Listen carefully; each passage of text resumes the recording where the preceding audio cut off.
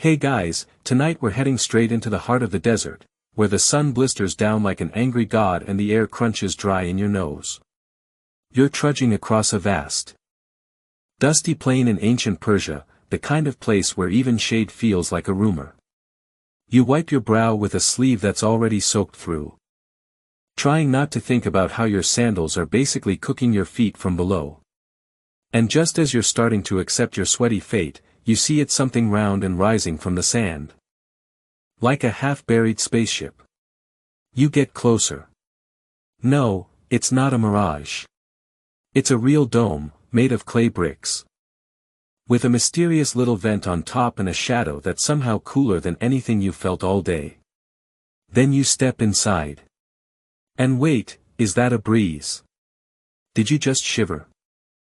It smells like damp earth and frozen time. And tucked in one corner, beneath a layer of straw, you see it, ice. In the middle of the Persian desert. At noon. Welcome to the ancient world's coolest invention. Literally. But don't get too excited. Without water, shade, or SPF 50, you probably won't survive long enough to tell anyone what you've seen. So, before you get comfortable, take a moment to like the video and subscribe, but only if you genuinely enjoy what I do here. Oh.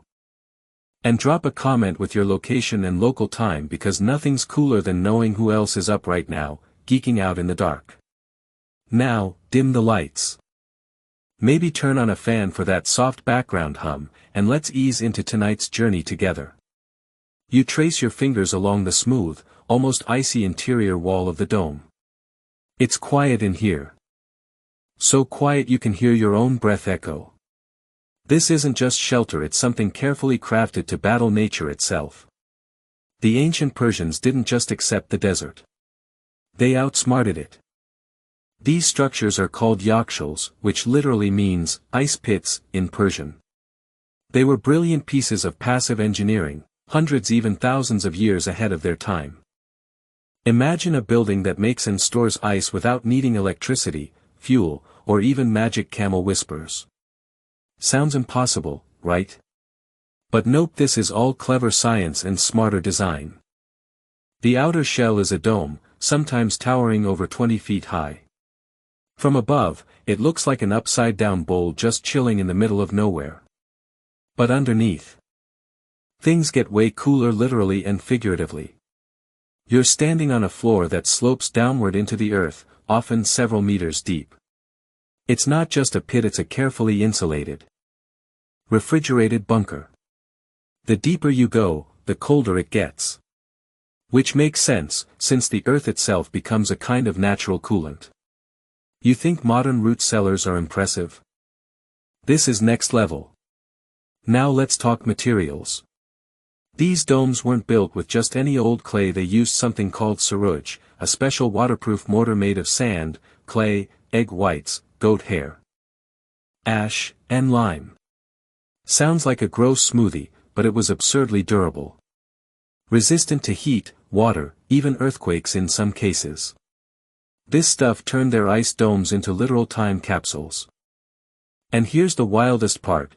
They didn't build these things near the cooler northern forests or shady mountain valleys. Nope. They stuck them right in the sunniest, driest places they could find. Why? Because it turns out, arid heat isn't your enemy if you know how to manipulate it. Hot, dry air cools fast at night. And that's the Persian superpower. They harnessed the desert's own temperature swings to make ice. Not by freezing water with artificial cold, but by coaxing it with clever tricks and timing. You crouch near the base of the dome, where there's a sort of drain. Not for water, but for airflow. Yep, ventilation was the secret sauce.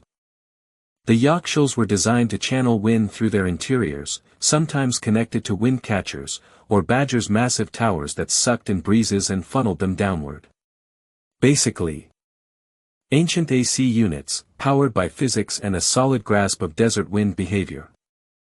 Historians still argue whether these wind catchers were originally inspired by mountain ventilation patterns or mimicked termite mounds. Yes, termites are surprisingly good architects.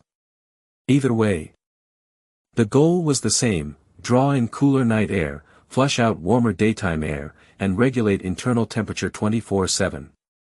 But the dome didn't just trap cold, it made it. And that's what still blows your modern brain. Because once you know this trick, you're going to start rethinking your summer fan placement. One of the key things to understand is how temperature drops rapidly in the desert at night, like someone flipped the switch. The ancients knew this. They used shallow pools outside the yakhchāl, laid flat in large open basins, to let water freeze overnight during the winter months. It didn't even have to be that cold. Just dry and still. The water would freeze into thin sheets, which workers would collect and carry into the pit before sunrise. Night after night, layer after layer, they'd build up a whole frozen mountain inside this earthen fridge. And because the inside of the yakhchāl stayed so cold, that ice would last for months. Yes, months in a place where your phone would probably melt if you left it outside too long. Of course. We can't be sure when exactly the first yakhchāls were built. Some say around 400 BCE, during the Achaemenid Empire. Others argue they became popular much later under the Safavids. The truth is probably somewhere in between. They evolved over centuries, passed down through generations who somehow never forgot how to build them even when empires fell. Here's a fun fringe theory. Some people believe these structures weren't originally for ice at all.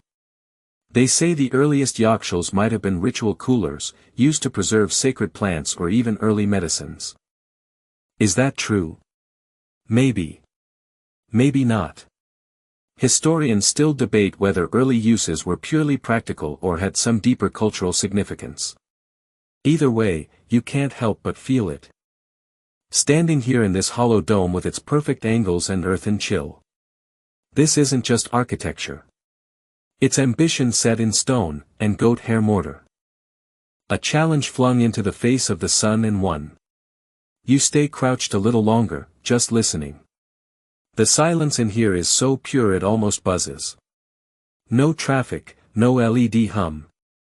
No whirring fans, just the occasional whisper of wind sneaking through the vent high above you. That's when it hits you, this dome isn't a building. It's a machine. A frozen time machine. Made from mud and mathematics, designed not just to store ice, but to become cold itself. This is the yakhchāl, the Persian ice dome. And now that you're inside one, you start noticing the genius in its every curve. Let's start with the shape, this big rounded dome that rises like a sleeping hill from the desert floor. Why this shape? Why not a box, or a tower? Turns out, domes are more than just beautiful. They're strong, for one thing. The curved structure evenly distributes weight, which matters when you're dealing with heavy bricks and even heavier blocks of ice inside. But more importantly, a dome minimizes surface area exposed to the brutal sun. And it keeps warm air from lingering. Hot air rises and flows up to that vent at the top, naturally escaping while cooler air settles down. It's like the whole structure is breathing, in slow, ancient exhales. And let's talk materials again. This special mix saruj isn't just durable. It's insulative. Kind of like wrapping your ice in a clay thermos. It kept the heat out and the cold in. Even when the outside temperature went full meltdown mode. Saruj was such an effective sealant that some yakhchāls could keep ice frozen through months of 100-degree F+ summer days. You, meanwhile, are still sweating through your t-shirt just thinking about it. Now, this particular yakhchāl you're standing in isn't alone. These domes dotted the Iranian plateau like a constellation of cool. Cities like Yazd, Kerman, and Kashan were famous for their yakhchāls, some still standing today, their walls weathered but proud. It wasn't just about function, either. Many of these domes were works of art. Intricate brickwork, geometric patterns, even decorative tile mosaics adorned some. Imagine a refrigerator with a fashion sense. But the magic wasn't just in the dome, it was in how the Persians used it. The yakhchāl wasn't a standalone device. It was part of a larger cooling ecosystem. You begin to realize this structure is one cog in a huge, ancient machine that spanned whole cities. Think of it like an organic cold chain before anyone had fridges or dry ice. And this dome was the hub. Sometimes, there were walls built around the yakhchāl, tall, thick barriers that cast deep shadows and blocked the searing wind. These walls would direct airflow in clever ways, guiding cool breezes toward the dome's vents while fending off hot drafts. The walls weren't always circular, either. Some were trapezoidal. Their angles carefully chosen to maximize shade and minimize heat absorption. Like those sunshield apps on your phone, but made of stone. You trace your finger along the wall again and feel a chill not from the temperature, but from the realization that every detail here was deliberate. The bricks were laid at exact angles. The dome curved with intention. The depth of the pit below you. Calculated. These weren't guesswork experiments by desert villagers, they were feats of engineering. Ancient Persia had master builders who knew their climate and materials better than some modern architects with laptops and laser levels. One quirky feature you notice now. Tiny clay jars embedded into the wall. Not every yakhchāl had these, but a few did.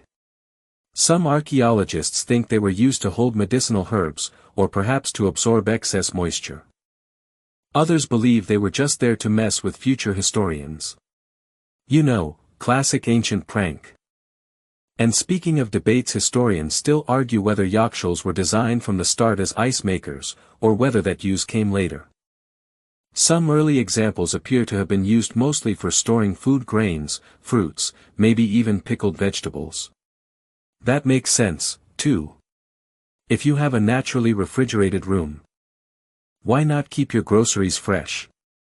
But over time, as techniques improved, the emphasis shifted more and more toward ice. Suddenly, the desert wasn't just tolerable. It was refreshing. Back outside.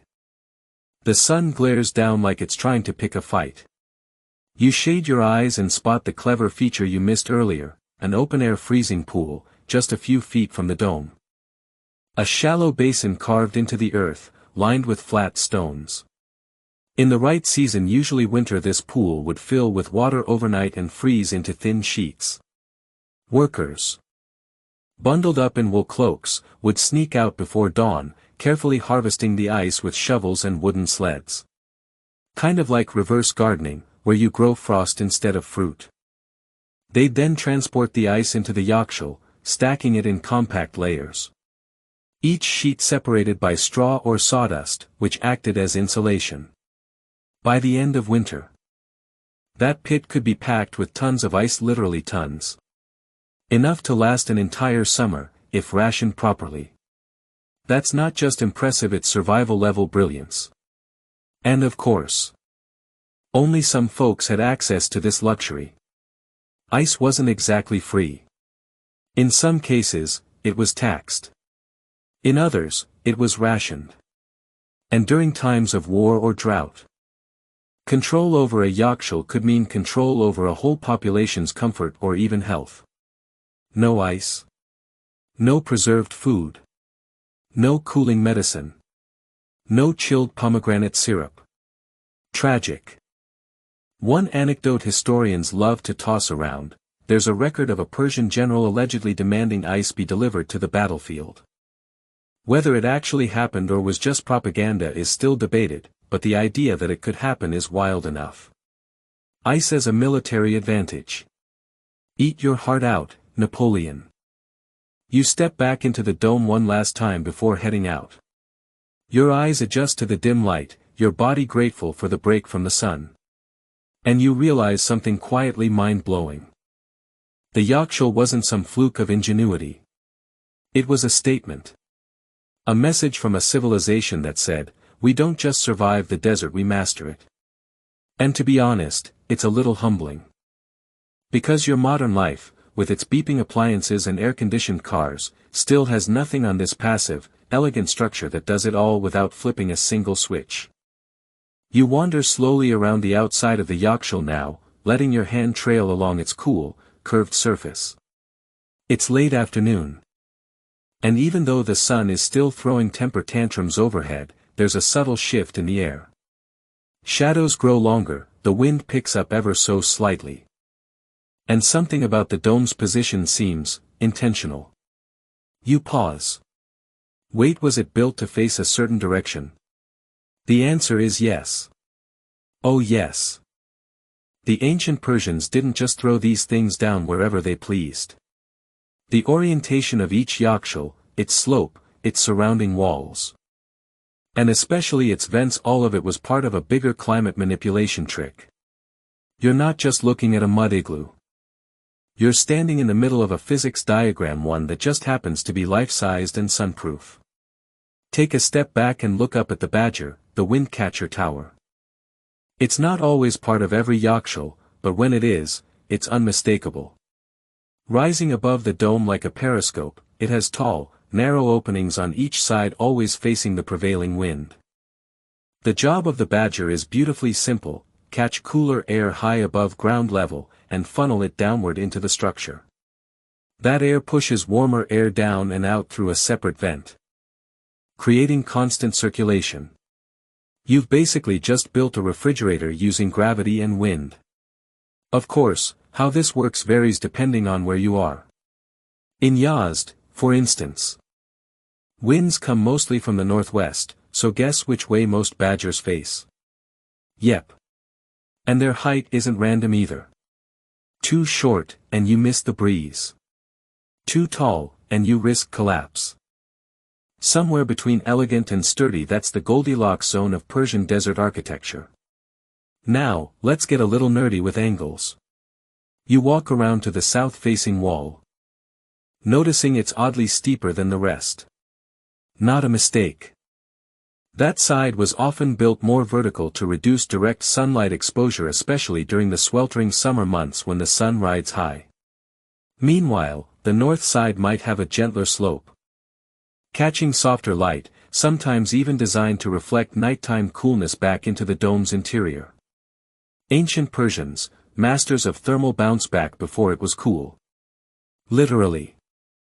Here's where it gets even better. These structures used something called radiative cooling, which sounds like sci-fi but is totally real. At night, when skies were clear and dry, the shallow pools outside the yakhchāl would radiate their heat up into the atmosphere, especially into the cold void of space. And since the desert air holds almost no moisture, there's no blanket to trap warmth.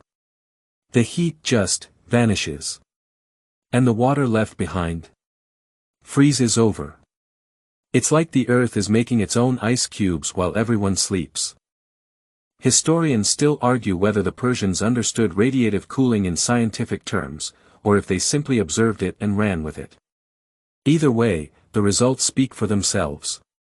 And yes, modern architects are a little jealous. Quirky fact for you, some yakhchāls even had hidden drain tunnels underneath, designed to collect meltwater and redirect it to underground storage tanks or sometimes even gardens. That's right. Even the drips had a purpose. No waste. Every drop of water mattered out here, especially when the nearest river might be a week's camel ride away.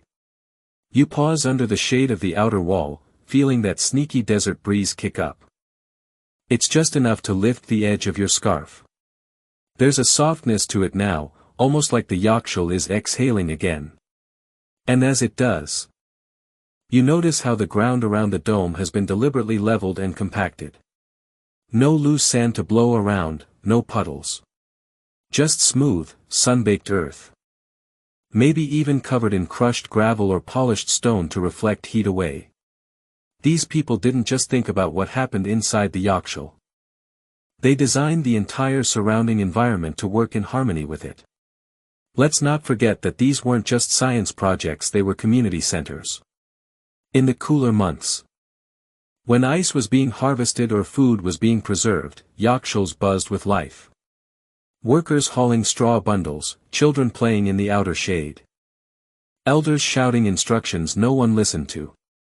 And when summer came, it became a source of prestige. Owning access to a well-maintained yakhchāl was like having the ancient equivalent of a walk-in freezer and a private wine cellar. Of course, that access wasn't always fair. Wealthier families often had their own storage chambers inside the yakhchāl, sometimes even locked compartments guarded by trusted servants. The poor. They might get a chipped-off block of ice on market day if they were lucky. Historians still debate whether some yakhchāls were truly public infrastructure or more like cold fortresses for the elite. The truth is probably somewhere in the uncomfortable middle. There's a story from the Qajar period late 18th to early 20th century about a nobleman in Kerman who threw an entire banquet featuring iced melon balls during a particularly nasty summer. Guests were amazed. Servants were exhausted. The ice? Carved out of his family's private stash, buried deep in the base of their domed yakhchāl since early February. Was it delicious? Probably. Was it also a not-so-subtle flex? Absolutely. And here's a weird one, in some regions, old yakhchāls were said to be haunted. Not in the spooky ghost sense, though you wouldn't want to get locked inside one overnight, but more in the sacred spooky way.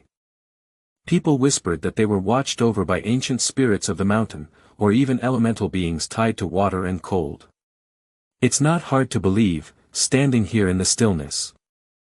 As the dome quietly breathes and the ground radiates chill from 1,000 clever choices.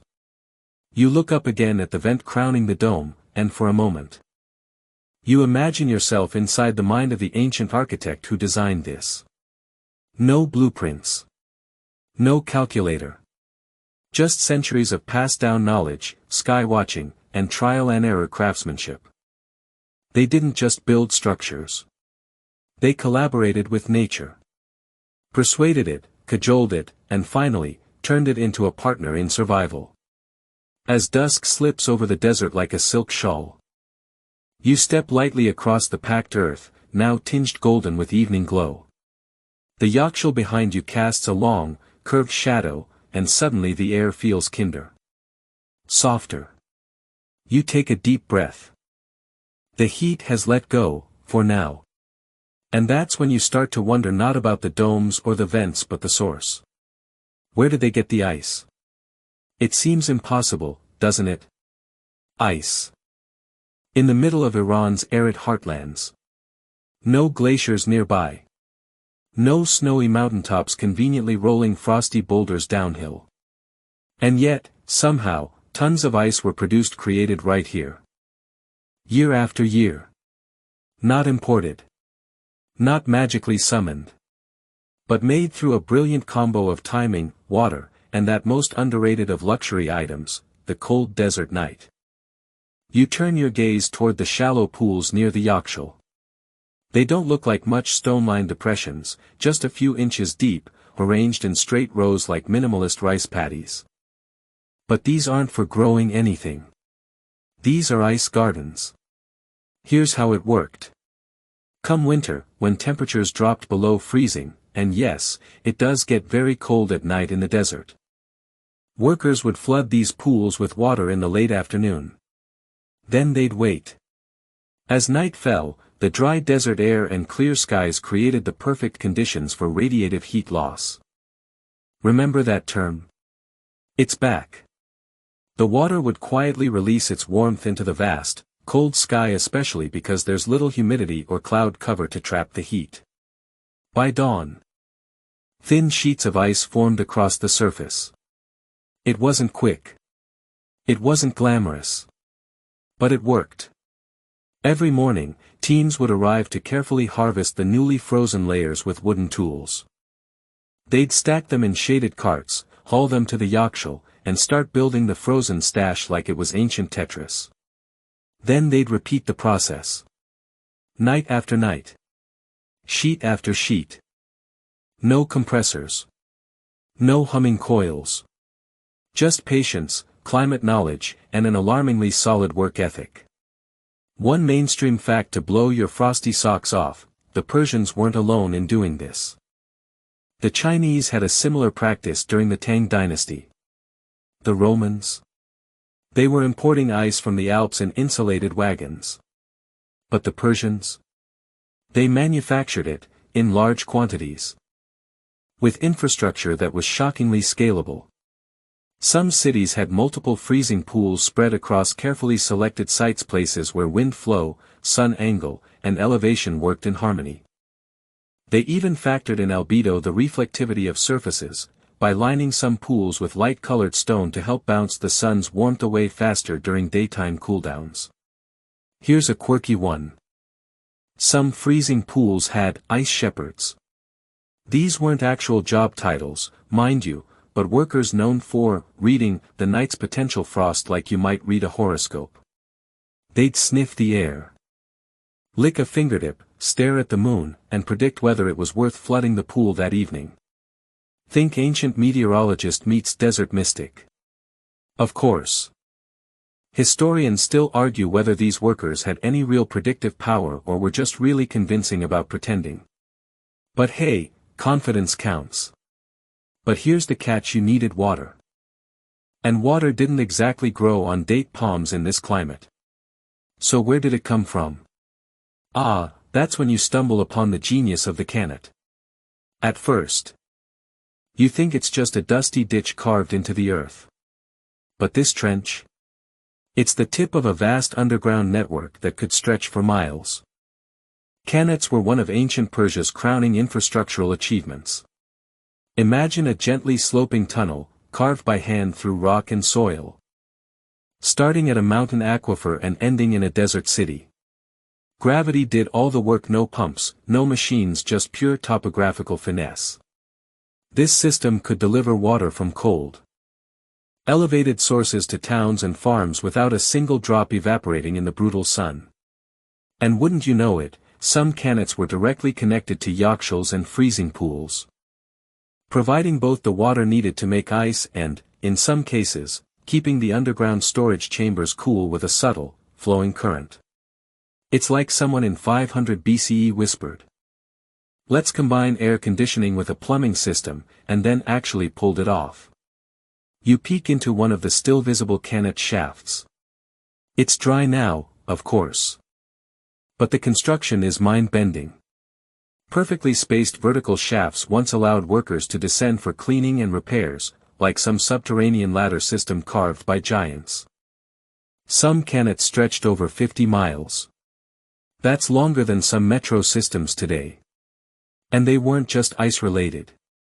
Cannets supplied drinking water, irrigated crops, and kept entire cities alive. In fact, some Iranian towns still use functioning cannets to this day. That's not a throwback, that's resilience. You turn away from the cannet, heart weirdly full. Not just because it's clever, but because it's graceful. There's something elegant in using the landscape itself, its slopes, its stones, its night chill to produce and preserve something as fleeting as ice. It wasn't about dominating nature. It was about understanding it. Partnering with it. And that understanding ran deep. In certain areas, elders would mark the first frost of the year with little ceremonies, pouring the first bucket of ice water into a family basin, or smearing a few cold droplets on the doorframe. There's even mention in local folklore of newlyweds being gifted first ice as a blessing for fertility. Whether that worked? Well, historians wisely stay out of that debate. And here's something else: ice wasn't always used just for cooling. Some was mixed with sherbet, sweetened, fruit-flavored drinks served at feasts. Others were used to chill medicine, or even to soothe the fevered brows of heat-sick children. In a climate where heat could kill, ice wasn't luxury, it was life. You sit down near one of the old pools, now dry and cracked but still retaining the ghost of its former shimmer. As twilight deepens, you can almost picture the workers of centuries past moving silently across this field. Guided by moonlight and ritual, laying down water with reverence, hoping the sky would play along. Because that's the thing. They couldn't make it freeze. They could only set the stage. Prepare the water. Shape the pool. Build the walls. And wait. Each night was a gamble. A prayer to thermodynamics. And somehow, more often than not, it worked. You rise slowly from the edge of the old ice pool, brushing the fine desert dust from your palms. The stars are blooming now, cold, white pinpricks scattered across an ocean of indigo. And even though everything around you looks still, your mind spins with the hum of logistics. Making ice is one thing. But storing it? Keeping it frozen for months in a world without even a basic thermometer? That's where the real magic unfolds. You ease closer to the entrance of the yakhchāl itself now. A small, arched doorway crouches at the base, partly sunken into the ground. You duck inside, feeling the temperature drop immediately. It's subtle, but enough to raise goosebumps on your arms. The air here is dry, still, and surprisingly cold for such a warm night outside. No howling wind. No echoes. Just the quiet thump of your own heartbeat and the soft creak of history pressing down from above. As your eyes adjust to the dim, you make out the gentle slope of the storage chamber. It's not just a hollow dome, it's a bowl-shaped cavity, dug deep beneath ground level. The deeper it goes, the cooler it gets, thanks to the insulating power of Earth. Ice was stored down here in compacted layers, with straw or reeds laid between each level to slow the melt and prevent sticking. Like a giant, frozen lasagna. And here's the kicker. The ice wasn't loose. It was often pressed together, carefully compacted into huge blocks. The more tightly you pack it, the slower it melts. Less air, less surface area. It's like the ancient version of vacuum sealing, but using gravity and bulk instead of plastic wrap and buttons. Mainstream fact alert, some of these domes could preserve ice for months. Historians estimate that, when managed properly, a yakhchāl filled in January could still offer usable ice well into August, without refrigeration. That's not engineering. That's time travel. But storage wasn't passive. You couldn't just dump the ice and forget it. Yakhchāl keepers, often the same folks who managed the freezing pools, followed strict maintenance rituals. They'd rotate the layers, check for meltwater pooling at the base, and vent the dome at certain hours to balance temperature and airflow. There were even special long-handled tools designed to prod and shift layers without disturbing the rest. Think of them as the desert's original inventory managers, with frostbitten fingers and a tendency to grumble about kids these days who think ice just falls out of machines. You trace your hand along the inner wall of the dome now. It's surprisingly smooth, almost waxy. That's the saruj, remember? The magical mud-straw agash blend that made the whole system possible. But here, on the inside, it was often polished to a fine finish, less friction meant less moisture absorption. Some builders even added crushed ceramic or lime to the mix, boosting the reflective quality and making it harder for warmth to cling. Oh, and remember those meltwater tunnels we mentioned earlier? They weren't just clever. They were vital. If water from melting ice had nowhere to go, it would raise humidity inside the dome, accelerate decay, and ruin the whole stash. So underneath many yakhchāls, a hidden channel system funneled excess melt into a cannet, a cistern, or even straight back to the freezing pools to be refrozen. Ice karma in action. Here's a quirky, slightly weird one. Some yakhchāl workers were rumored to carry salted sandbags and place them along the dome's inner base. Not to absorb water, though that helped, but to deter pests. Rats, beetles. Even the occasional snake would sometimes sneak in, drawn by the cool and the possibility of edible crumbs left behind by careless humans. Salt and sand, mixed just right.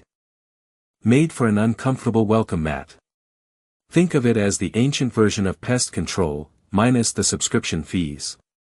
You move further into the gloom, where the air feels like it hasn't stirred in centuries. There's a stillness here, a kind of time-locked hush. You can almost hear the clinks of chisels and the shuffle of sandals as workers long gone carefully maneuvered ice blocks into place. And when they were done, they sealed the entrance tight. Sometimes with wood, sometimes stone. Always thick. Always layered. The fewer air leaks, the better the ice survived. Historians still argue whether the yakhchāl had specific insulation rituals, did they chant, or maybe bless the stash before sealing it. Some believe those practices existed and were lost. Others say they're myths tacked on centuries later by romantic poets and bored scribes. But either way, the respect for the process was real. Ice was sacred, in a practical sort of way. Of course. Ice wasn't just stashed here for refreshment. Nope. Here comes your cross-cultural fun fact of the evening. In parts of Persia, ice was also used in burial rituals. Bodies of high-status individuals might be cooled during their funeral processions with large slabs of harvested yakhchāl ice. It was symbolic, slowing decay, preserving dignity. Maybe even hinting at purity or a hopeful afterlife. A cool send-off, quite literally. You run a hand through the dry, icy air and exhale. Still no visible breath, but the chill lingers. It's not freezing, not by our standards, but enough to keep perishables intact. Some yakhchāls also stored other valuables, dates, saffron, rosewater, even medicinal herbs that were sensitive to heat. In that way, the ice was just one part of a larger preservation strategy. Oh, and a fun callback for you, in a few remote villages, yakhchāls doubled as emergency shelters during sandstorms. Families would crowd inside, wrapped in blankets, grateful for the thick mud walls that muffled the wind's roar and kept their skin from being exfoliated into oblivion. Nothing like huddling next to an ice pile while the world outside tries to sandblast your eyebrows off. You duck back toward the entrance now, letting the warm night air greet your face again.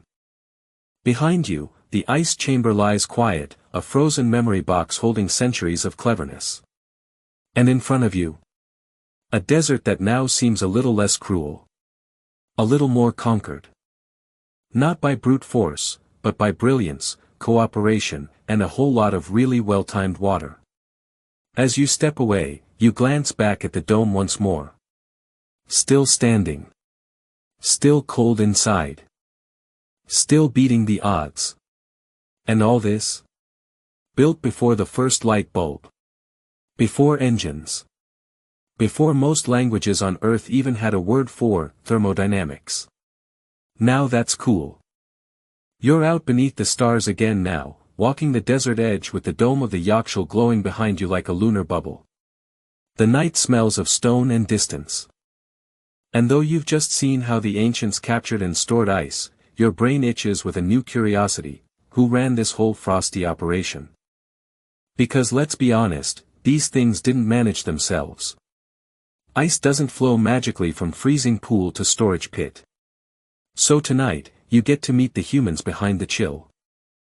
You imagine them at work. A small, focused group, sleeves rolled, sandals caked with dust. These were the ice masters, or as they were sometimes called in local dialects. Something closer to cool keepers. Not an official title you'd see carved into a stone stele, but it carried weight all the same. These were artisans of ice, practitioners of climate timing. Stone engineering, water sourcing, and, if we're being honest, a whole lot of desert logistics. Because this wasn't just a one-time job. It was a year-round profession. Mainstream fact time. While some records suggest yakhchāls were community-managed, many were overseen by guild-like groups, semi-formal bands of specialists who passed their knowledge down from generation to generation. Like masons or potters, their skills were inherited. If your dad wrangled ice, chances are you did too.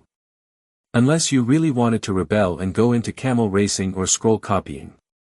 So, what did a year in the life of an ice master look like? It began in late autumn with infrastructure prep. That meant inspecting the freezing pools for cracks, reapplying plaster to dome interiors, dredging cannet channels of sediment, and doing all the other thankless chores that no one puts on Instagram. Then, as winter crept in, the nightly freeze cycle began. Water was poured. Ice was harvested. And this went on for weeks. Sometimes months, depending on the region. Harvesting itself was a delicate affair. The team used wide, flat paddles, sometimes wood, sometimes copper, to lift the new ice without shattering it. They'd break it into manageable chunks, wrap some pieces in straw mats, and load them into carts pulled by donkeys or oxen.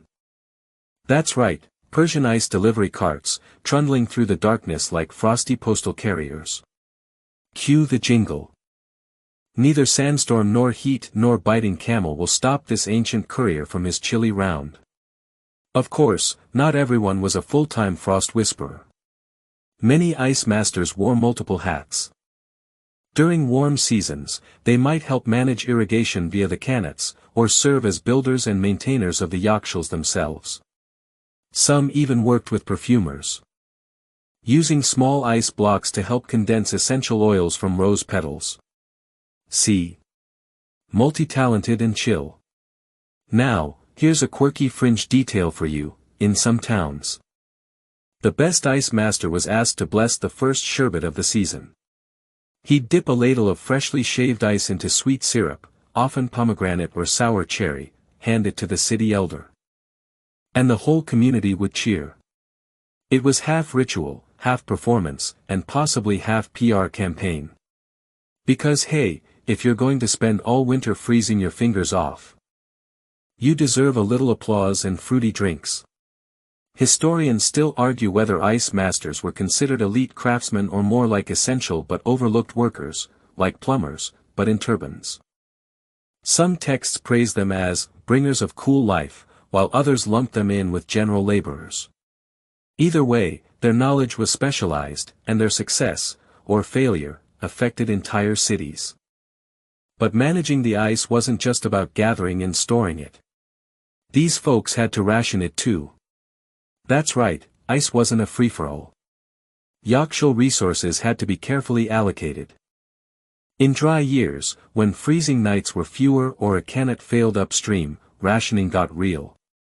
The wealthy, of course, got first dibs. Nobles used ice in lavish dishes and to cool private gardens. But some was always reserved for communal use, cooling drinking water at the mosque, helping the sick during fever outbreaks, or chilling food at summer festivals. If things got tight, the ice master had to step in like a frosty referee and say, "Sorry, Your Highness, no extra ice for your melon bath today." Yep, melon baths were a thing. Wealthy families would soak cut fruit in ice-cold water before serving it to guests in shaded courtyards. Imagine a medieval Persian pool party, but everyone's wearing robes and discussing astronomy. You pause for a second, because that courtyard scene. You'll come back to it later. But for now, your sandals crunch over the desert stones. And you find yourself thinking about something else, disasters. What happened when it all went wrong? Occasionally, nature didn't cooperate. A mild winter meant barely any ice. A blocked qanat spelled disaster. One infamous story tells of a spring flood that surged through a desert town and filled the freezing pools with muddy runoff. The whole yakhchāl stash had to be dumped, and the town sweltered through the following summer drinking warm water and muttering curses at the heavens. In rare cases, there were even ice heists. That's right. Thieves who tried to raid yakhchāls during the night, break off a few chunks, and smuggle them to black market buyers. These weren't Ocean's 11-style operations. More like two guys with a donkey and zero subtlety. But the punishment? Severe. You don't mess with the town's only ice supply and walk away whistling. To prevent theft, some cities employed night guards or even trained dogs. Picture it, a fluffy Persian hound, half asleep beside the yakhchāl wall, ears twitching at every sound, ready to chase off would-be cool criminals. And then, every once in a while, a miracle happened. An especially cold winter, followed by a mild spring and slow summer, meant the ice lasted longer than expected. Those years became legends. People would say, "Remember the year we still had ice at the harvest festival," and their friends would sigh in envy. Frosted pomegranates and all. You reach a small rise now, looking back down at the village. You can spot the glint of a yakhchāl dome and, nearby, a rectangular structure you hadn't noticed before. It's a registry house, a kind of record-keeping station. Here, scribes logged ice yields, temperatures, usage reports. Not in spreadsheets, but on parchment scrolls or clay tablets. Their reports helped guide rationing, forecast shortages, and, when needed, settle disputes. Because let's be honest, nothing gets a town arguing faster than deciding who gets the last cube of ancient ice. So next time you hear someone say, ancient people didn't understand science, just show them a yakhchāl. Then explain that it took architects, masons, meteorologists, farmers, delivery workers, guards, dogs, and even a few slightly bitter scribes to keep that one dome humming with icy potential all year long. You kick a pebble down the hill and grin. Now that's what you call a cool crew. The breeze picks up slightly as you descend the slope, warm now but threaded with the memory of ice.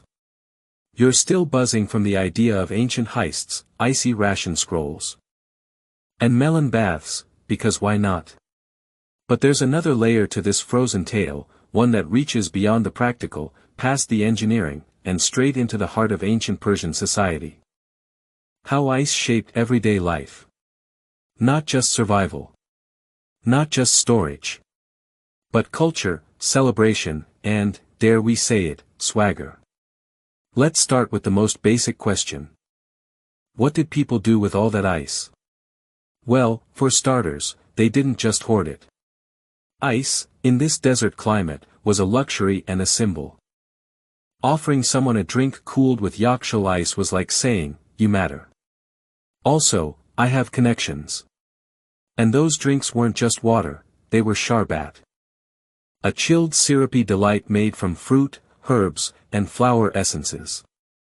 Think early slushies, but elegant. Mainstream fact check, sharbat was wildly popular across the Persian Empire.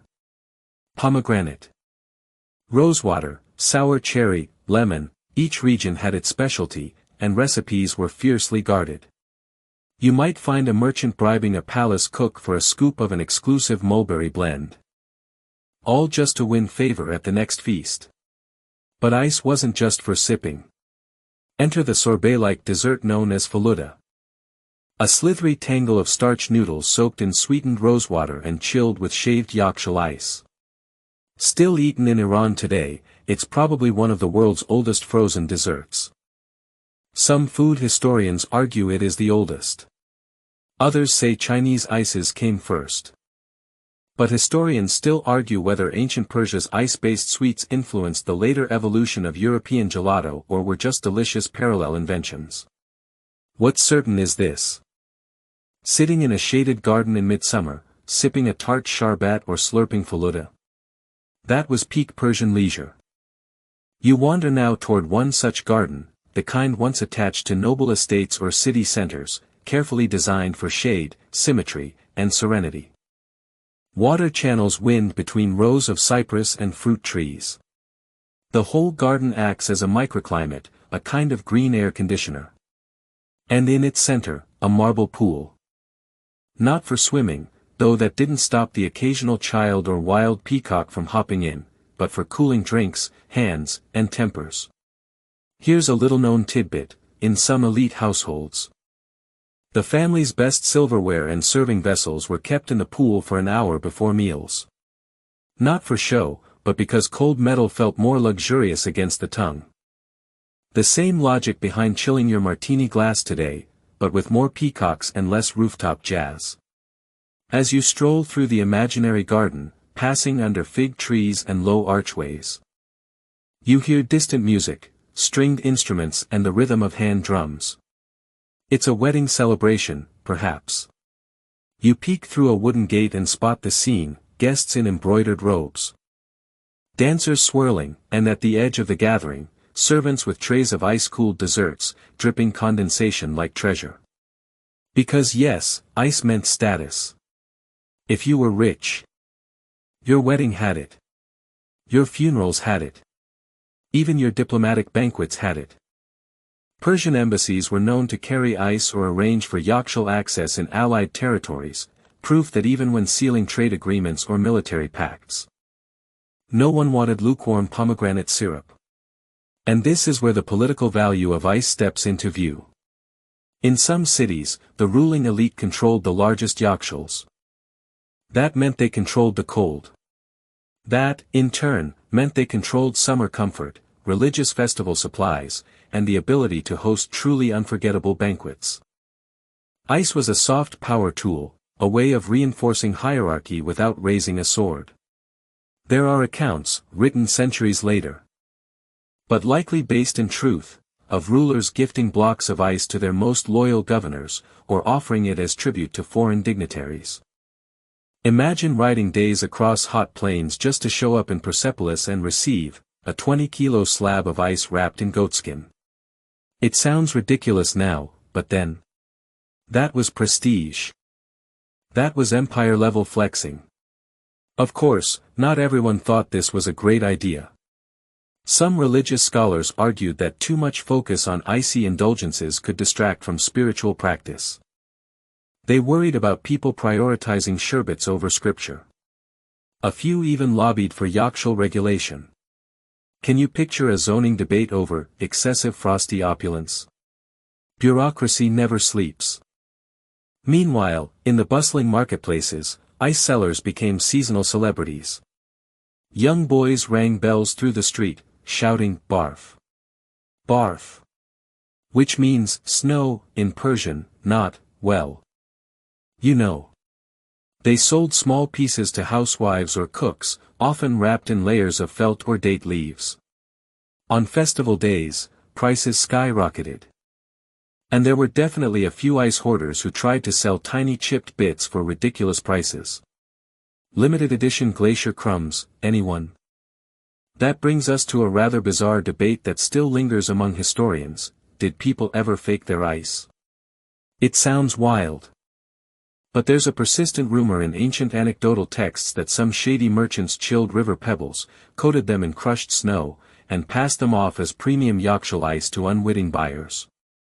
These were the ice scams of the era, and though there's no concrete evidence, the fact that people even joked about it tells you how valuable the real stuff was.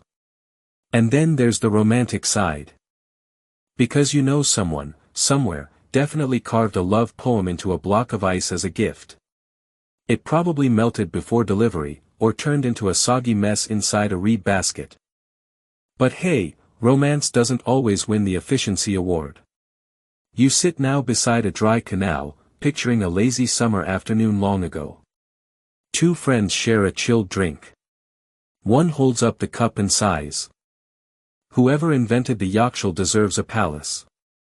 The other nods solemnly and mutters, and maybe a festival.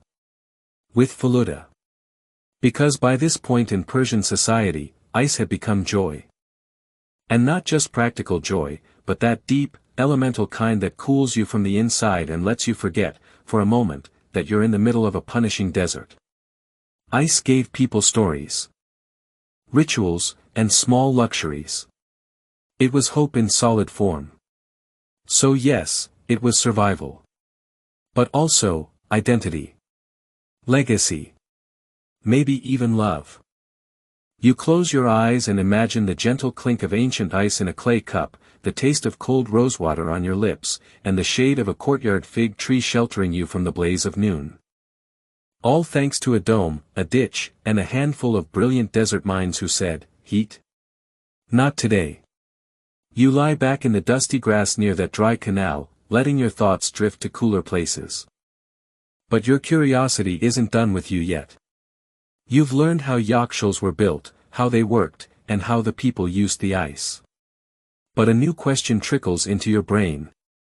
Like meltwater down a stone groove, how far did this ancient Persian frost magic actually travel? Tonight, we track the spread. Because nothing that clever, refrigerating ice in the middle of a sunburnt empire, was going to stay secret for long. Humans have a habit of noticing when someone else is chilling fruit juice in the desert. So before long, this quiet miracle of Persian engineering began to whisper its way across the world. Let's start with the neighbors. The Persian Empire, at its height, was ridiculously massive. Stretching from the edge of the Indus Valley in the east to parts of Greece in the west. And brushing the borders of Egypt to the south, it wasn't just a political machine, it was a cultural mixing pot. Mainstream history tells us that knowledge, especially the kind involving food and comfort, traveled freely along these imperial arteries. Engineers, architects, and city planners often moved between provinces, either by assignment or in search of work. If someone in Bactria or Babylon saw the wonders of a yakhchāl, you can bet they went home with sketches, notes, and a few passionate rants like, "You wouldn't believe what they're doing with snow in Yazd." Some cities outside of Persia's modern borders began to adopt yakhchāl-inspired technology. Not carbon copies, more like desert cousins. In regions of Afghanistan, Syria, and even parts of the Arabian Peninsula, ancient communities experimented with adobe storage domes, sunken ice pits, or nocturnal freezing methods. They didn't always get it right, some domes collapsed, others never caught enough cold, but the influence was undeniable. Then there's India. India's hot, densely populated cities posed their own cooling challenges, and Persian engineers brought more than just poetry and palaces when they came. Under Mughal rule, which had deep Persian roots, ice houses were built in select cities. Not full-blown yakhchāls, more like summer palaces with clever insulation tricks and underground storage. These were places where ice imported from the Himalayas could be preserved for royal use. So while the source changed, the idea stayed Persian: beat the heat by outsmarting nature. Now for a quirky twist, did you know Europe had a total ice envy meltdown? Centuries later, when European travelers reached the Middle East, they wrote glowing, slightly panicked accounts of what they saw. One 17th-century Italian merchant described the yakhchāl as a stone temple to coldness, fed by stars and silence. Someone was feeling poetic that day. Others were more practical: they make ice from the air, one wrote, and store it under dirt like treasure. You can almost hear the gears turning in their minds: we have snow. Why don't we have ice houses like this? This led to one of the oddest cultural exports of the pre-refrigerator era, Persian cooling ideas subtly shaping European ice storage.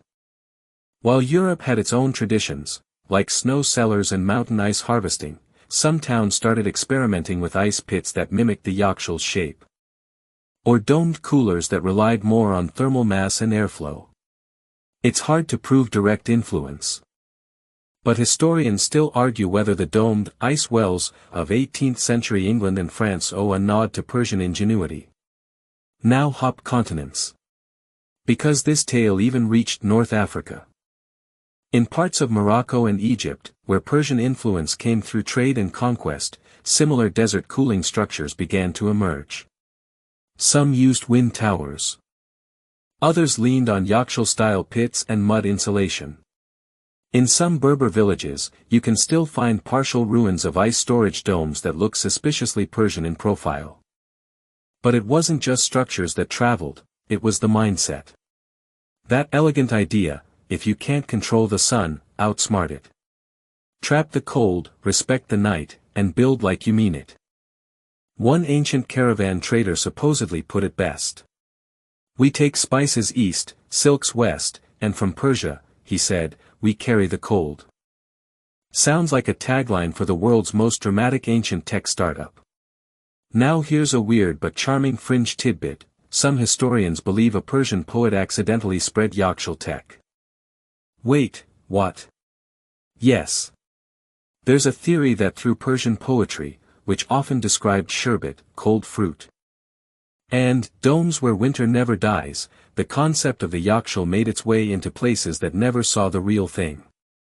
Builders in far-flung cities, inspired by the verse, tried to recreate these legendary cool houses. Results were mixed. Picture a poorly built dome that collapsed under its own ambition, but hey, it's the thought that counts. And all of this, the trade, the poetry, the architecture, hints at something deeper. Ice wasn't just a physical thing. It became a cultural symbol, something that stood for comfort, control, and quiet mastery of the natural world. Owning or building a yakhchāl became shorthand for "we've made it." Even today, in parts of Iran, phrases like, "as cold as the old dome," linger in local slang. You walk now through a tiny village, somewhere on the edge of an old caravan route. The dome ahead is crumbling, half swallowed by dust. But you can still see the shape of it, the clever curves. The entrance angled away from the sun. You run your fingers along the mud brick, and it's cool, even now, after all these years. The genius hasn't faded. It just waits.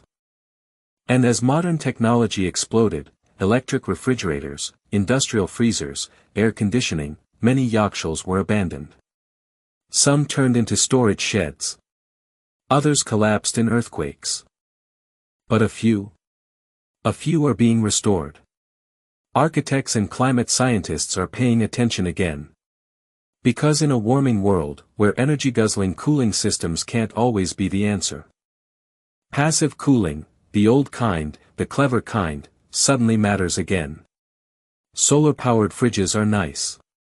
But domes made of mud, wind, and time. Those never needed charging. So you can think of the yakhchāl not just as ancient innovation, but as the original off-grid refrigerator, a timeless blueprint for how to live smarter under a brutal sun. And now, as you trace the spread of this idea across continents and centuries, you can't help but smile. Turns out, the coolest thing Persia ever exported, wasn't silk, or poetry, or even kings. It was cold. You leave that crumbling dome behind, dust clinging to your fingers, a gentle warmth settling over your skin. But there's something you can't quite shake, something nagging at the back of your sleepy brain. Because even now, after exploring the structure, the logistics, the trade routes, the sharbat feasts and accidental poetic engineers, you realize one thing, you still haven't gone inside the yakhchāl. Not really. So let's fix that. Let's step into the quiet belly of a functioning, centuries-old Persian ice dome, right as the sun begins its daily tantrum overhead. The air shifts as you duck through the low entrance. Instantly, the temperature drops. Not drastically, not like opening your modern fridge, but noticeably. Like walking into a cave. It's dry, still, and thick with earthen scent, a mix of ancient mud brick, faint mineral traces, and the whisper of stored winters past. Your eyes adjust slowly. There are no lights, of course. Only faint beams sneaking in from cleverly positioned ventilation shafts, long slanted tubes that poke through the dome's upper walls like curious snorkels. These aren't random holes. They're precision-engineered wind catchers, carefully placed to siphon hot air upward and pull cooler air across the ice pit below. Mainstream fact time. Many yakhchāls use the stack effect, a natural convection current where hot air rises, exits through upper vents, and draws in colder air from lower openings. No fans, no motors. Just physics in a mud suit. You take a step further and hear it. The faintest sound of dripping water. Somewhere, below your feet, beneath a grated floor or perhaps an old reed mat, is the ice pit, the true heart of the structure.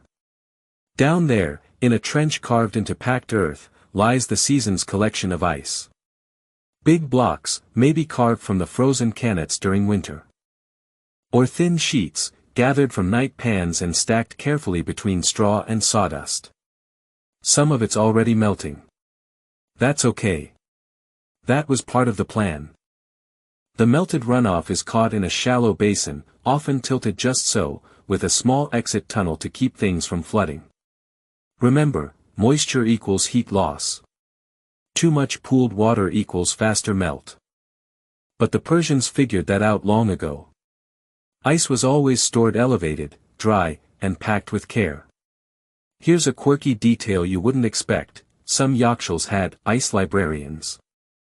Not official titles, of course, but the job was serious. These were the keepers of the ice, men, and in some regions, women, who managed the dome's stock, tracked melt rates, planned withdrawals for upcoming festivals, and made sure no one borrowed a few slabs on a hot afternoon. One story from Yaz tells of a particularly fastidious icekeeper who refused to give ice to the governor's nephew during a drought, sparking an awkward scandal that ended with a public apology. From the nephew. That's right. Yakhchāl drama. You didn't see that coming, did you? Now back to the present, well, the immersive present. You kneel near the edge of the pit. The walls around you are coated with a lime-based plaster, smooth and pale, designed to reflect light and resist moisture. This wasn't just aesthetic, it was survival. Any water that seeped into the bricks could cause damage over time. But this special Persian plaster, called saruj, was water-resistant and antimicrobial. You could say it was the original eco-friendly tile sealant. Except it smells faintly of ash, clay, and ingenious. The floor here is quiet. Soft footsteps. Low ceilings. Thick silence. You could whisper a secret and have it bounce off the dome's gentle curve, circling above like a loyal bird. And if you stop and listen, really listen, you'll notice something else. The acoustics are oddly perfect. Not echoey, but full-bodied. Some historians believe that certain domes were even used, occasionally, for meditative gatherings or quiet music recitals. Especially during the off-season when no ice was stored. The idea of playing a soft reed flute inside a mud dome meant to preserve frost. Weirdly poetic. But not everything down here is whimsical. Because as beautiful as this place is, it also had rules. You couldn't just waltz in and grab a chunk of glacier for your afternoon melon. In many cities, yakhchāls were managed by guilds, ice cooperatives of a sort. They organized harvests, managed storage, and doled out shares based on wealth, status, and public need. There's an old record that describes one such guild rotating ice allotments based on birth order during a drought. Firstborns got first dibs 1 week, secondborns the next. By week 4, everyone was arguing about twins. Classic sibling politics, but colder. And yes, ice theft was a real issue. Late at night, people would sneak in through ventilation shafts or tunnel their way in through soft spots. Some towns even posted guards during the hottest months. One infamous thief reportedly disguised himself as a canet cleaner and lowered himself into the dome during the heat wave of 942 CE. He was caught, not by the guards, but by the slippery ice itself. Instant karma. You reach out now, carefully touching the smooth wall. There's a faint vibration, not real, maybe, but the ghost of so many hands before yours. Builders, loaders, keepers, thieves. This dome has seen it all. And now, for a moment, you wonder, what was the lifespan of a dome like this? Most lasted decades. Some, centuries. Regular maintenance, replastering. Red-hatching of exterior shade covers in summer. In colder months, the dome would be opened wider to allow freezing night air to deepen the chill inside. A kind of annual reset. And yet, even at their best, yakhchāls weren't perfect. They lost ice. They sagged. They occasionally collapsed under earthquake pressure. But they worked far better than anyone in ancient Rome or Greece ever managed in similar conditions. And that leads us to a scholarly puzzle. Why didn't the Greeks or Romans develop anything comparable? They had brains, bricks, and a similar climate in many regions. But historians still argue whether it was a matter of materials, geography, or simply cultural priority. Maybe the Persians valued cool drinks more. Maybe they just had better engineers. Or maybe, just maybe, they listened to the night more carefully. You take a final breath of the dome's stillness. It's not cold. But it's calm. You feel like you're inside a giant earthen heart, beating slowly beneath the sun. And as you step back out into the glare, blinking at the sudden brightness, you realize you've been inside something more than a building. You've been inside an idea. The dome fades behind you as you squint into the heat. Your eyes adjust, but your thoughts don't. You've been inside the bones of an ancient system. And now you want to know, who exactly kept all this running? Because buildings don't maintain themselves. Ice doesn't stack itself. And snow doesn't just wander down from the mountains and politely tuck itself into neat, dry pits. Somebody, many somebodies, made it all work. Tonight, you meet them. First up, the ice gatherers. You picture them waking before dawn, breath clouding in the chilly winter air, trudging out to the cannet-fed basins with long-handled scoops. They wore thick wool cloaks and sandals layered with felt. Not because it was fashionable, but because ice doesn't care if your toes go numb. They'd watch the stars fade as the last of the water froze, those shallow pans of stillness set out in rows. The moment the ice was ready, they cracked it, lifted the brittle sheets with flat wooden paddles, and packed it into sleds or baskets. It was cold, wet work. And worse, there was urgency. That desert sun didn't wait. You had a few precious hours of weak winter daylight before the melt began. So you hustled. You packed blocks in straw. You layered ice with ash or sawdust. You carried it to the dome, sometimes miles away. Mainstream fact, this was a seasonal operation. From late December to early February, Persia's brief cold window, ice crews worked non-stop. Often sleeping near the freezing fields. Some villages even celebrated the first frost as a minor holiday. There'd be bread, dates, and jokes about who would fall into the canal first that year. Spoiler, it was always Reza. Now, on to the builders, the quiet geniuses who shaped the domes. They weren't just bricklayers. These were mud whisperers, artisans of saruj and shadow. Who understood airflow and thermal mass better than most modern homeowners. A master yakhchāl builder could tell you how many degrees the internal temperature would drop if you shifted the entryway by 3 bricks. They knew the sound of a wall too thin. The smell of a bad plaster mix. Historians still argue whether these dome specialists were organized into guilds or passed knowledge strictly through family lines.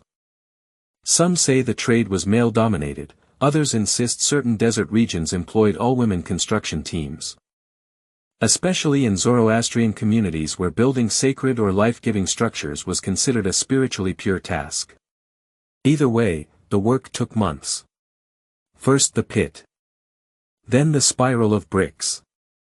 Then layer after layer of plaster, some mixed with egg white, goat hair, or milk to increase durability. No corner cutting. No improvising. You messed up a yakhchāl. People didn't get ice. Or worse, stored goods spoiled. Lives could hang in the balance. Quirky tidbit. There's evidence one team in central Persia built their domes slightly crooked on purpose, angled 5 degrees off-center so that the wind catchers would align more perfectly with a seasonal breeze they observed for years. And it worked. That dome stood for over 200 years. A little lopsided, a lot brilliant. Now meet the transporters. Ah yes, the ice caravans. Because getting the ice into the dome was only half the job. The other half? Moving it out again, on demand, without it vanishing into a puddle of shame before delivery. You imagine a long train of donkeys or oxen moving through dusty lanes, each carrying woven baskets lined with thick cloth and packed with straw. Inside, carefully wrapped like treasure, ice blocks meant for a nobleman's sherbet feast or a merchant's long journey. The animals plod along steadily. The drivers wearing broad hats and soaked head wraps to combat the noon heat. Every village had its own ice trade routes. Short runs went to nearby bazaars or temples. Longer ones took days. There were even seasonal contracts, ice for silk, or ice for grain, arranged in spring, fulfilled in summer. But here's the part that stuns you, they timed everything. From harvest to delivery.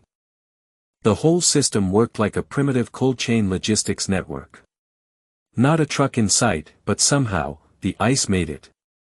And if it didn't? There was always a plan B.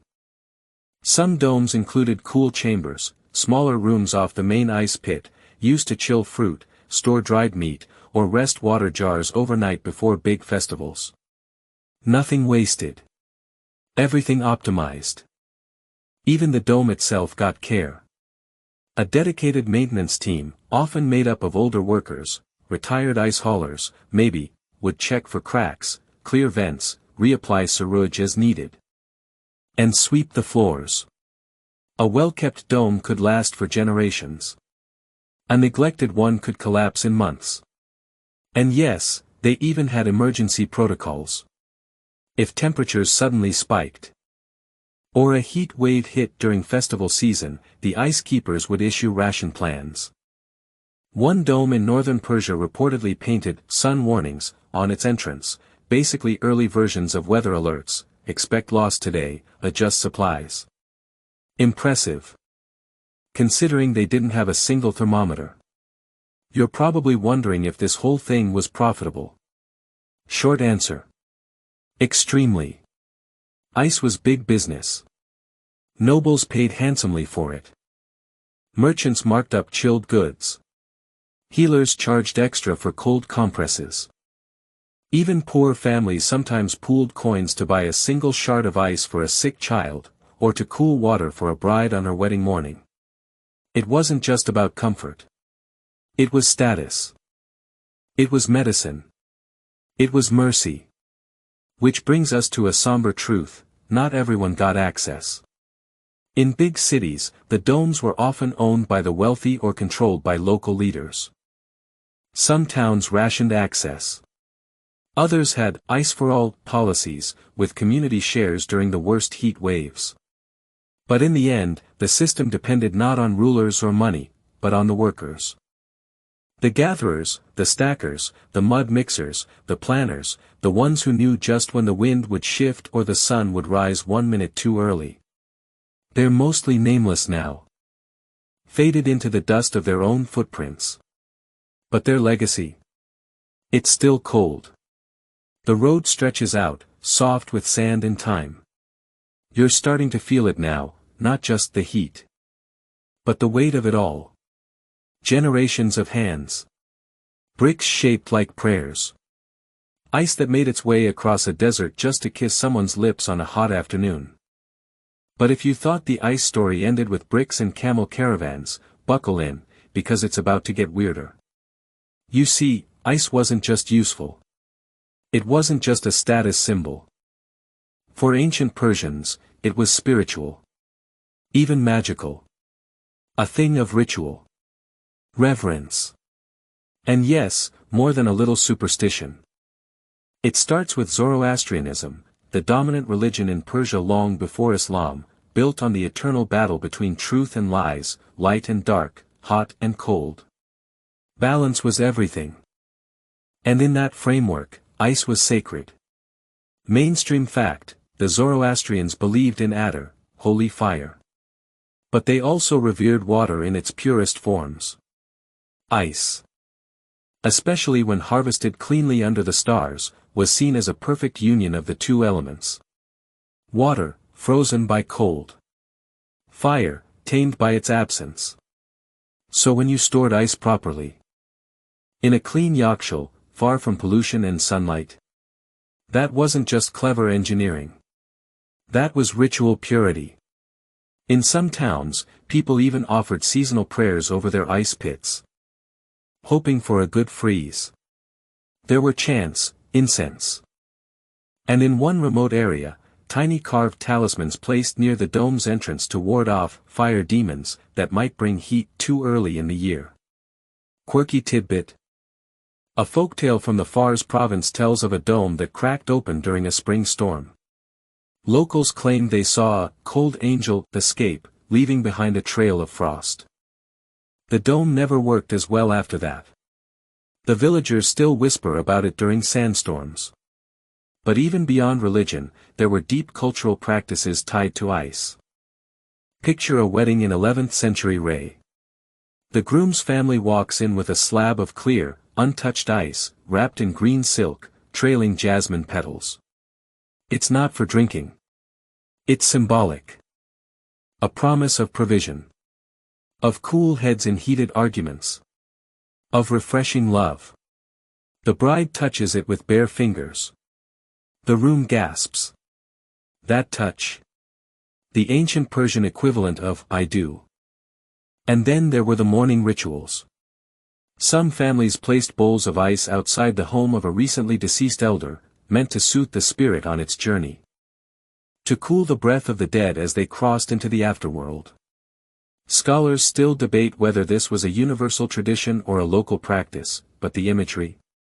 Hauntingly beautiful. Historians still argue whether these spiritual customs grew from the functionality of ice, or whether the technology itself emerged because of its deeper symbolic role. Did they build domes because ice mattered? Or did ice start to matter because they built domes? Your mind spins a little, tracing that chicken and egg spiral through the centuries. You lean on a sun-warmed rock and close your eyes. And now you're in a garden. Not just any garden, a Persian paradise garden, the kind that gave us the word paradisa. Which became paradise in Greek. 4 quadrants. Flowing water. Cypress trees whispering under the sun. And in the center, a stone basin. Filled with ice.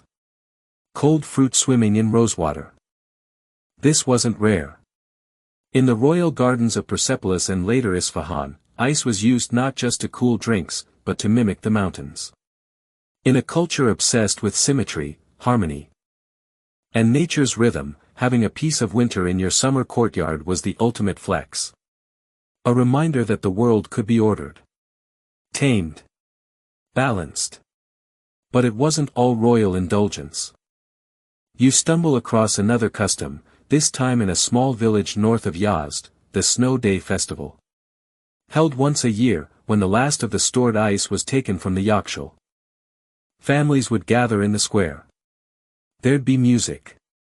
Bread. Watermelon carved into spirals. And yes, ice games, young boys balancing small cubes on their heads while dancing. Older women tossing frosty pebbles into clay bowls for good luck. And everyone would whisper the same wish, may our summers stay cool, and our winters never sleep too long. There's even record of a traveling mystic, let's call him Farid the Frosty, who wandered desert towns performing cold miracles. He'd carry a satchel of ice, wrapped in cloth. And claim he could divine fortunes based on how quickly it melted in your palm. Total scam artist? Probably. Hugely popular? Absolutely. But underneath the spectacle was something real, awe. Because, honestly, ice is weird. Even today, with freezers humming away and AC units blasting like jet engines, ice still feels improbable. A ghost of weather. A shapeshifter. A time capsule of winter. Surviving deep into the fire of summer. And in ancient Persia, that weirdness was sacred. So when you pass by a yakhchāl now, when you see that old dome melting into the sand like an eggshell forgotten underfoot, you know what it once held. Not just blocks of frozen water. But hopes. Fears. Prayers. Love. It held stories. And it still does. You brush the dust off your clothes and keep walking. The dome disappears behind you, but its coolness lingers somewhere in your bones. The world heats up again. Dry wind tugging at your sleeves. Now it's time to ask the question that's been humming beneath everything so far. How did the ancient Persians figure all this out in the first place? Because this wasn't a fluke. Yakhchāls weren't born out of luck or blind digging. They were designed. Every angle, every tunnel, every shade of plaster tested and retested over centuries. This was experimental science, before lab coats, before thermometers, before anyone said thermodynamics without looking confused. Mainstream fact. The first known yakhchāls date back to around 400 BCE, during the Achaemenid Empire. But archaeological hints suggest proto-yakhchāls, simpler cooling structures, may have existed even earlier. Think shallow pits lined with stone, shaded with woven mats, sealed with clay lids. Primitive, yes. But clever.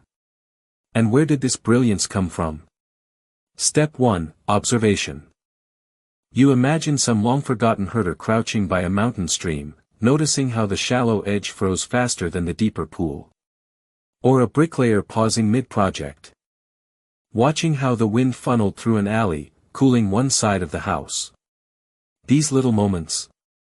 Seeds of empire-level engineering. Then step 2, Trial and error. Someone digs a pit. Someone else lines it with clay. The next year, they add straw. Then a dome. Then a cannet. It grows.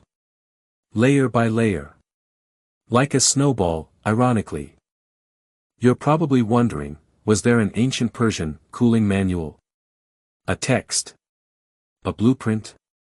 Historians still argue whether such documents existed and were lost, or whether all this was passed down orally. One theory suggests master builders kept private scrolls of formulas, measuring angles. Materials, even lunar dates for ideal ice harvest nights.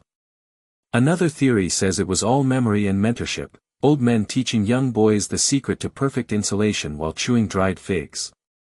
What's clear is this: yakhchāl construction wasn't static. It evolved. In colder northern regions, domes were smaller, optimized for shorter freeze cycles. In hotter southern provinces, domes were taller, vents sharper, walls thicker, some up to 2 meters wide. That's not just a wall. That's a thermal time machine. Quirky tidbit. One experimental dome in western Persia was built underground entirely, with a retractable hatch, trying to use earth insulation alone. It worked, kind of. But someone forgot to factor in rising groundwater, and by midsummer, it became less ice storage and more mosquito rave club. Even materials were tested. Sandstone. Fired brick. Saruj with different ratios, more lime for humidity, more clay for durability. There's even a story of one builder who experimented with adding crushed seashells, believing the calcium would scare the heat away. It didn't, but the dome was very pretty. And then came the innovations. Wind catchers. Sloped interior ramps. Spiral staircases for easier stacking. Reflective whitewashing on the exterior to bounce the sun's fury skyward. Each generation layered its genius onto the last, like sediment of the brilliant. And always, the guiding principle. Store cold, fight heat, lose nothing. But here's where it gets beautifully messy. As the dome spread, regional quirks bloomed. In Yazd, they favored twin-dome systems, one for ice, one for food. In Shiraz, they painted murals near the vents, stylized animals meant to represent the spirits of cold. In Kerman, kids would play inside the empty domes off-season, using them as echo chambers for storytelling. Imagine the ghost stories told under those arched ceilings, sound bouncing like whispers from history itself. You wonder, was there ever competition? Rival builders? Ice-off contests? Well, yes. Some records mention seasonal bragging matches, where domes were compared for how long they held ice. One town even hosted an annual cold off, where two rival domes were sealed in early May and opened in August. The dome with more remaining ice got free repairs that year. The loser had to supply wetting ice to the winner's village. Savage. Over time, ideas leapt across deserts. Traders brought yakhchāl concepts east toward India, where stepwells and shaded cisterns borrowed some cooling elements. To the west, Roman engineers scratched their heads and tried mimicking the passive cooling, mostly unsuccessfully. Persia had cracked a secret others were still poking at with bronze spoons. And yet, what's even more remarkable? They never patented it. Never locked it away in palaces or guarded libraries. Yakhchāls were public tech. Shared knowledge. Open source. In a desert where survival meant community, not competition, ice wasn't hoarded. It was harvested. Protected. Celebrated. Even today, remnants of this engineering live on. In modern Iranian villages, elders still know how to cool a room using nothing but airflow and brick, how to keep yogurt from spoiling without a fridge, how to make a pomegranate last from harvest to Nowruz. It's not magic. It's memory. So as you run your hand along the imagined blueprints in your mind, the arc of the dome, the slow drip of meltwater, the dusty smell of sun-baked plaster, you realize something strange. This wasn't ancient. Not really. It was timeless. A kind of technology born not from greed or glory, but from watching shadows. Following the breeze. Listening to what the earth already knows. It makes you wonder, what else have we forgotten? You tilt your head back, the sky stretched wide above like a kiln lid cracked open. Even here, even now. Your thoughts still loop around one impossible idea: ice, in the desert. Not a fluke. Not a miracle. But a planned, engineered certainty. And yet, for all this brilliance, the yakhchāls didn't last untouched. Because the world turns, empires fall, and even the coldest ideas melt in the face of time. This part of the journey, yeah, it gets a little bittersweet. As the Persian empires evolved, from the Achaemenids to the Sassanids, and then on to the Islamic caliphates, so too did the structures of daily life. Cities grew denser. Technologies changed. But for centuries, yakhchāls remained. They weathered Mongol invasions. Survived earthquakes. Outlasted dynasties. Mainstream fact. The Safavid dynasty, 16th to 18th century, still used yakhchāls in cities like Isfahan and Qazvin. In fact, Safavid-era architects refined some of the dome designs. Using more ornate brick patterns and incorporating ice basins into royal gardens. You'd think an empire with access to silk, spices, and cannon fire wouldn't still rely on ancient ice domes, but they did. Because they worked. But by the 19th century, the whispers of change were louder than the hum of desert wind. Enter modern refrigeration. First, it was block ice imported by rail from colder regions, Russia, the Caucasus, eventually Europe. Then came ammonia-based refrigeration. Gas-powered chillers.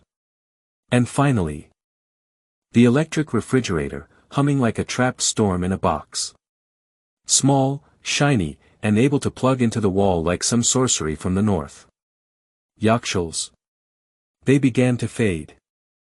Some were abandoned outright, domes cracking, vents choking with sand, bricks stolen for other buildings.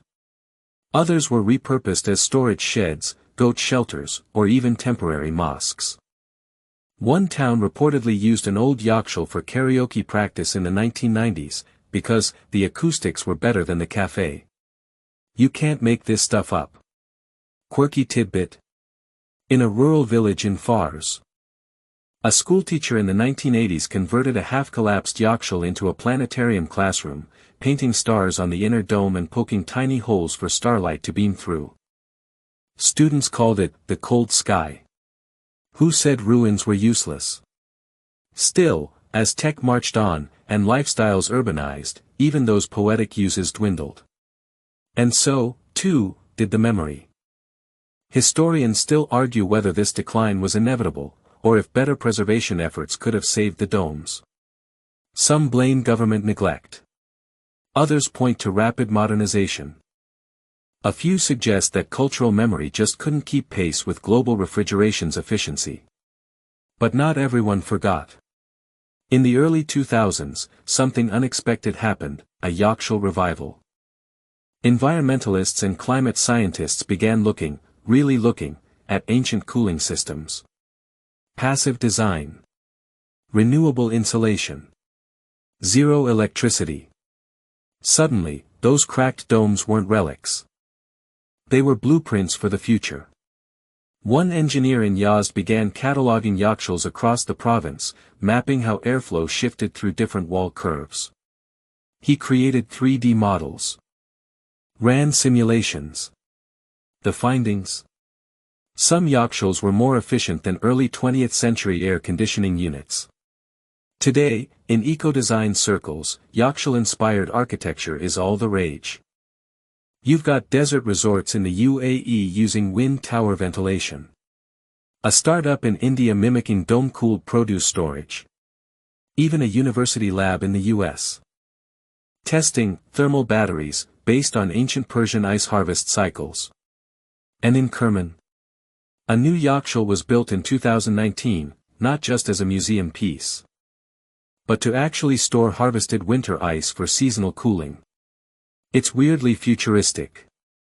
Like time travel, but with better plaster. Still, it's not the same. You can sense that. The original domes weren't just about physics. They were woven into the ritual fabric of daily life. People waited for the freeze. Watched the moon. Shared the melt. Ice wasn't a convenience. It was a presence. A gift. And now, you can't help but wonder. What if, instead of trying to outpace ancient knowledge, we leaned into it? What if tomorrow's coolest ideas came from yesterday's most patient ones? You sit at the edge of a fallen dome, finger tracing its curve like a sundial. Nearby, a few kids chase a lizard. Their laughter bouncing off the baked walls. One of them carries a plastic bottle filled with water and frozen chunks. Ice, once again. Still dazzling. Still rare. You imagine showing them what this dome once was. Explaining how people built mountains to capture cold. How the desert could be mastered, not through brute force, but through quiet observation. Through design. Through understanding. Maybe one of those kids will grow up and sketch something brilliant. A home that breathes. A fridge that hums with ancient wind. A yakhchāl made new. The ruins are silent. But not empty. You rise slowly, brushing grit from your palms. Your journey through Persian refrigeration is nearly over, but the desert keeps whispering. Its stories, half buried, are waiting for someone to stop. To listen. Because sometimes, to build the future, you've got to kneel beside the past. And touch the cool, crumbling bones of genius. You squint toward the horizon as if the past might wave back. But instead of heading home just yet, you feel yourself tugged toward one final twist in the tale, because while you've wandered through ancient domes and ice harvesting in the moonlight, there's one group of people we haven't followed closely enough. The ones who actually worked the yakhchāls. Not the architects. Not the rulers. But the unsung hands, the ice men, the dome tenders. And the apprentice kids who probably got stuck carrying buckets at 3 a.m. These were the cold keepers. The silent stewards. And this is their part of the story. Mainstream fact, in many Persian towns, yakhchāls were managed by guild-like groups, loosely organized collectives of local laborers and farmers who pooled their time and knowledge to keep the domes functional. There wasn't always a CEO of cold, but there was usually one respected elder, often called the Sardban, cold master, who oversaw the seasonal operation. And make no mistake, this was year-round work. You're not just dropping in during the winter to grab some snow and skip away whistling. You're digging trenches in late summer to prep the ice pit. You're sealing wall cracks with fresh sarouj in autumn, so not a single breeze leaks in. You're praying for hard freezes come January because if it doesn't get cold enough, the town loses its summer ice, and its milk spoils, and weddings go dry, and tempers go hotter than the dunes. No pressure, right? Now, here's the quirky bit. In some regions, especially around Kerman and Yazd, the dome tenders were known to sleep inside the yakhchāl during the winter freeze period. Not just for security, but to monitor ice formation and guard against heat thieves, aka rival villagers trying to sabotage your stash. Yeah. Ice wars were a thing. Legend tells of two neighboring villages, So competitive about their yakhchāls that one sent a goat with hot coals into the other's dome at night to try and melt the stash. Petty? Maybe. Effective? Unfortunately, yes. The goat lived. The ice didn't. So, if you were part of the dome crew, you were a mix of janitor, night guard, engineer, and alchemist. You knew how to feel for cracks just by brushing a hand over the plaster. You could tell the quality of the freeze by how the first layer sounded underfoot. A muffled crunch meant softness. A sharp snap. Perfect. You learned how to stack blocks not just for space, but for melt ratio, big ones on bottom, always, and gaps left for melt runoff. And perhaps most impressively, you had to work in complete darkness. Candles created heat. Oil lamps were a liability. So the inside of a yakhchāl during the ice season? Pitch black. You navigated by touch. By breath. By muscle memory. Imagine being 12, handed your first chisel, and told, "Don't drop it, you'll never find it again." But despite the difficulty, the role came with pride. Some families passed the position of dome tender down generations. You were the town's lifeline through summer. People thanked you at weddings, offered you dried dates in winter. Children whispered that you talked to the cold. And some believed you could even predict frost just by sniffing the wind. There were songs, too. Rhythmic work chants used during the stacking. One line repeated in several provinces went something like, "The cold is ours, the melt will come, but not today, not today." It's kind of beautiful. And a little haunting. Historians still argue whether dome workers were considered lower class or respected artisans. Some records suggest they were treated like specialized craftsmen, even exempt from certain taxes. Others imply the job was so grueling, only the poorest took it on.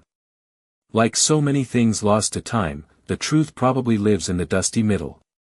But in between all that, sweat, cracked hands, and long nights, there were moments of magic. Ice reveals pulled up under moonlight. The first taste of frozen apricots. Children sent running home with tiny wrapped cubes for sick elders. A wedding feast cooled by something invisible just days before. You can almost hear the celebration when the first chunk of ice survived until midsummer. Cheers. Drums.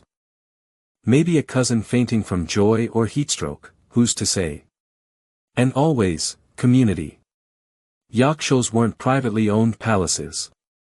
They belonged to the people. The cold was shared. Protected.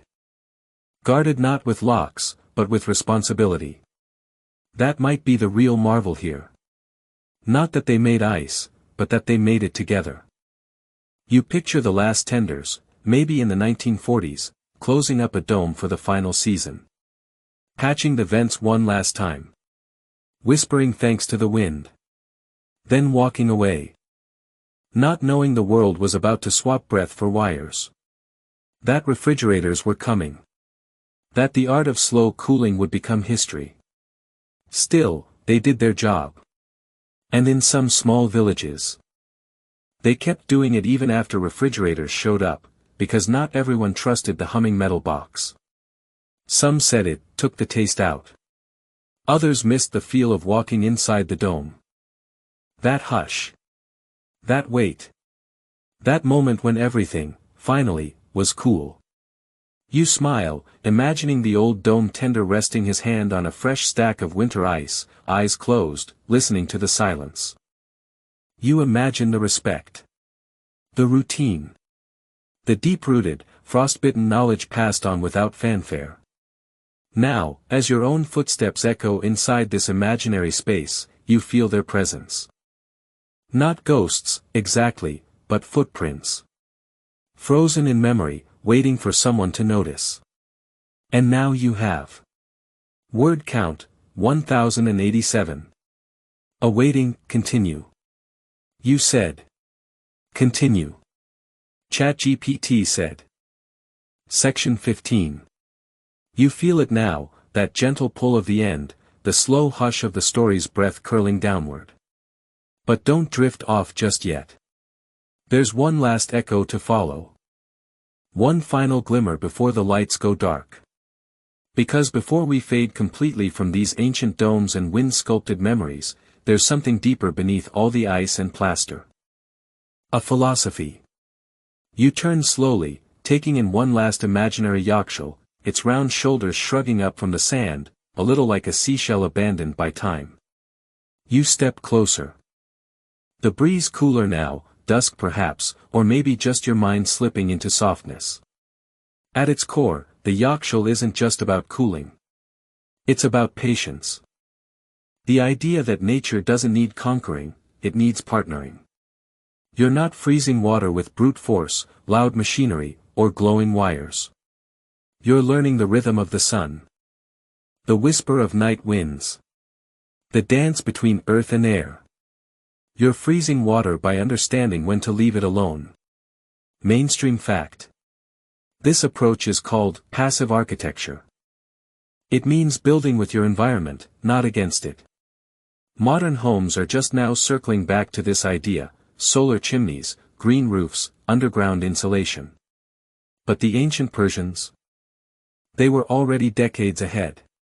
Okay, more like centuries. But who's counting? And here's a fringe theory for you. Some historians believe the dome design of the yakhchāl wasn't just functional, it was spiritual. That the upward curve mirrored the heavens. That the act of storing ice inside a womb-like cavern was symbolic, a cold birth, a sacred preservation. After all, when water survives summer in the desert, who says that isn't a miracle? Of course. Scholars still debate whether this symbolism was intentional, or just poetic hindsight. Some argue the dome was purely mathematical. Others insist the builders wove meaning into every curve. As always, the truth lives somewhere between geometry and myth. But whatever the answer, you're left with this: they succeeded. For over 2,000 years, in one of the hottest regions on Earth, people kept ice. And not just for the elite. Not just for temples or kings. But for everyone. That's the quiet, glowing core of this story.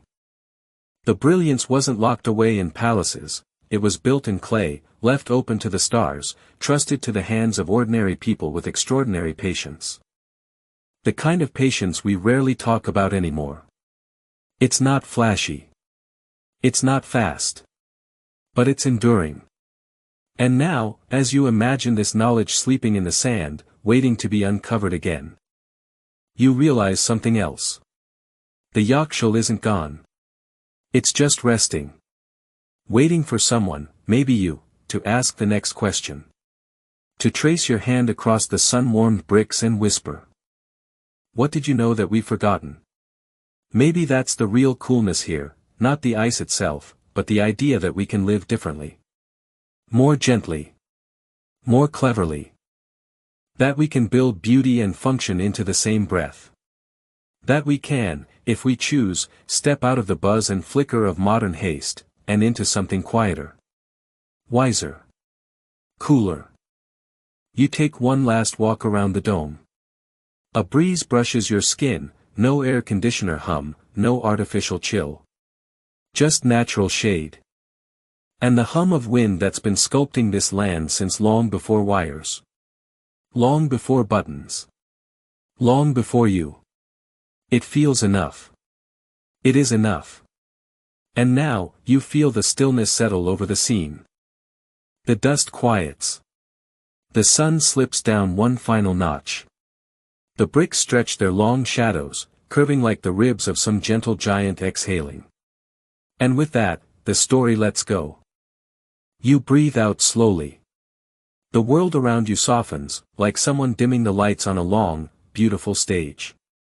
The dome fades, the sand cools beneath your feet. And the buzz of modern life drifts far, far away. You're left floating somewhere between then and now, where stories still echo and the breeze remembers your name. Let your mind rest here a moment. No rush. No noise. Just the whisper of wind slipping over ancient clay, the memory of cold water cupped in sunburned hands. And the faint sound of laughter from long ago, someone's child running with a chipped bowl of ice, like it's the rarest treasure on earth. And maybe it was. Let your breath slow. Let your shoulders soften. You've wandered across centuries tonight. You've touched stone and shadow, chased freezing air through underground channels, and watched moonlight harden into crystal. And now, there's nothing left to do. You've seen what brilliance patience can build. You've felt how deeply silence can speak. So drift a little. Let the weight go. There's no lesson to hold on to. No final twist to decode. Just the piece of old knowledge, and the comfort that, somewhere out there, a few yakhchāls still stand. Still holding the cold. Still remembering for us all. Sleep well.